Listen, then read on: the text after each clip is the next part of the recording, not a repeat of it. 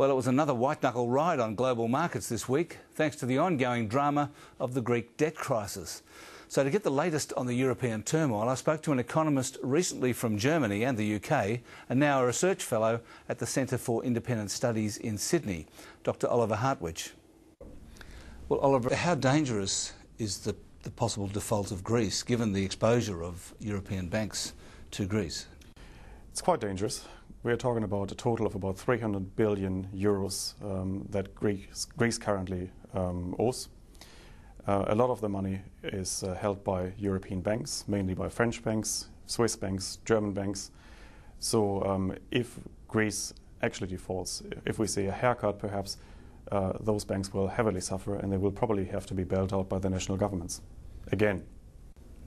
Is that the best thing to do, do you think? Probably yes, because if we are pumping in 45 billion euros this year, more next year and so on, then that money is lost. We are throwing good money after bad, and it's probably better to have a clean cut now and say, okay, let Greece go under, let's bail out our banks, let the Greek reintroduce their old currency and then devalue, because that is the best chance for Greece actually to regain its competitiveness. Well, what's the fundamental problem? Why has this occurred? The fundamental problem for Greece is actually that they are simply not competitive vis-à-vis Germany. On a productivity basis, Greek wages are currently about 25% higher than they should be. So if Greece actually wants to compete on international markets with the Germans, they would have to lower their wages 25%. That's very unlikely to happen as long as they're a member of the Eurozone. But once they have reintroduced their own national currency, they could do it relatively painlessly. Well, what's the risk now of contagion and the whole problem spreading to Spain, Portugal and Italy and other countries? I think it's a very real risk, and it's not just Eurozone countries. Think of Britain, think of the British fiscal crisis. The British fiscal figures look almost as frightening as the Greek figures. So once international investors become really worried about European nations being able to repay their debt, I think other countries may get infected, not just within the Eurozone. But I suppose at least the pound can fall.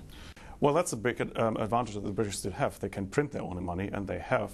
They had quantitative easing. The Bank of England printed about £200 billion last year. That's a higher figure than the national deficit, actually. But they can devalue their currency. And if you look at this pound sterling, they have already lost about 30% of value within the last 3-4 years. That's not possible, of course, for countries like Portugal, Spain and Italy. I mean, do you think that Greece actually must leave the monetary union? I wouldn't put it this way. I think the question really is whether the monetary union can take membership of both Germany and Greece at the same time, and I don't think it can. At some stage, European politicians probably have to make a decision that one of them would have to leave the union, whether it's Greece or whether it's Germany. Possibly Germany. So what happens if Germany leaves? And could Germany leave? Well, the problem, of course, is that there are no treaties in place that would actually make it possible for any country to leave. It is possible under the Lisbon Treaty that one country can actually leave the European Union altogether, including the monetary union.